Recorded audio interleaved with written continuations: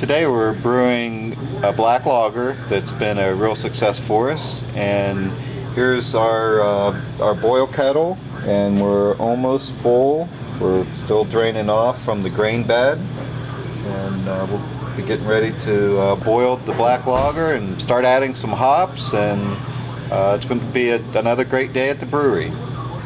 Here's our mash tun. This is where you start out with the grain and add hot water and convert the starches in the grain into fermentable sugars. And right now we're just about done draining off, and you can see the grain settles down, is no longer floating,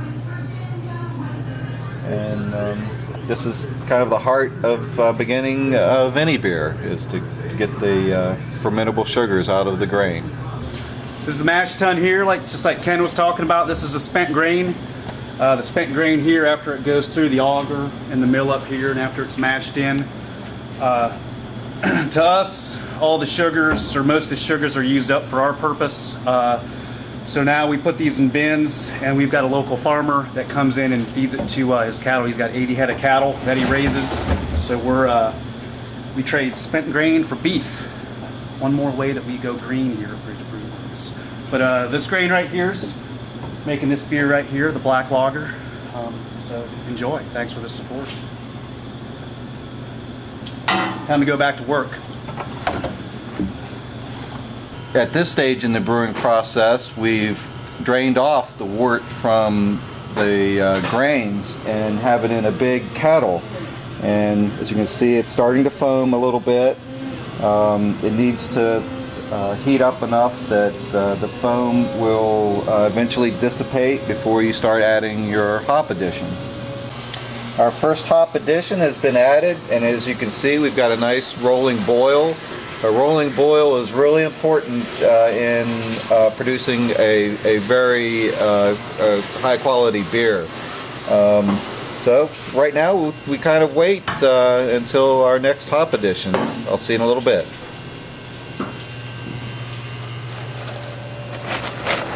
This is our second hop addition. The first hop addition that Ken went over was our bittering hop addition. This is our flavor hop addition. Then our third addition, our last addition, is for the aroma properties in a beer.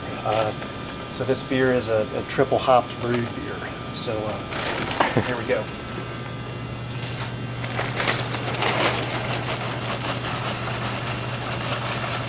Our boil's finally done. All of our hop additions are done. Right now we do what's called a whirlpool, where basically we're making a centrifuge right here. We're taking our high molecular proteins and to have everything settle out in a cone right in the middle. So we take it out of the side, and it whirlpools on the side through this pump. So,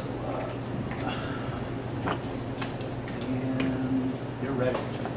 I'll turn on the pump, turn it up.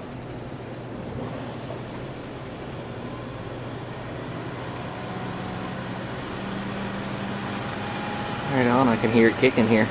So now's when we kind of kick back for the next 10 minutes and enjoy beer, probably a black lager. That's what this is, and we'll see you when we're ready to pitch some yeast here in this fermenter. So this is what we've done all day. We've made some environment that's conducive to the most important product, is our yeast right here.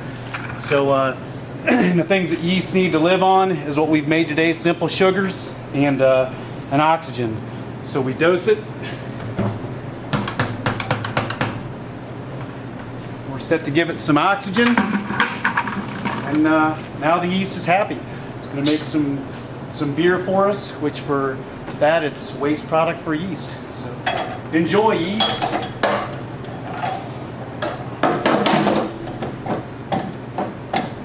Just saw Nathan adding yeast to the fermenter. The yeast has a particular temperature range that it's happy at, where it'll reproduce, it'll make beer out of sugars, fermentable sugars. Now we're bringing the unfermented beer out of the boil tank through a heat exchanger that uses water to remove the heat from the beer and then we're pumping it through this hose over into the fermenter. This fermenter is temperature controlled. As I said before, you want a narrow temperature range for where the yeast is most happy. So it's not enclosed. Air can't get to it now. The outside world can't get to it. So it's left to reproduce and make beer. An important part of all of this is to measure. For your recipe, you're usually wanting to make a beer of a particular strength. And how you measure the strength of what the beers can be is through a hydrometer. So here we've taken a sample of that beer before it's fermented, and using a hydrometer we can see that we hit the target for the density of sugars that we want in this beer before it's fermented. Here we are at the end of the brew day. As you can see, we've got trub at the bottom of our boil kettle, and as a result of the whirlpool that we did, the trub has collected towards the middle and is fairly compact. We drain the unfermented beer off of the side so that we leave behind all of this spent hop material, coagulated proteins, bits of grain that may have come from the mash tun into the kettle, and now we're done with this process. We've got our beer in the fermenter, and it's time to clean the boil kettle. Here we are at the end of our brew day with the black lager. Got our yeast happy with a bunch of sugars in here. They should be having a big party in there. So cheers. Yes. Excellent day. Enjoy. Look for the black lager coming to a venue near you sometime soon. Thanks. Cheers.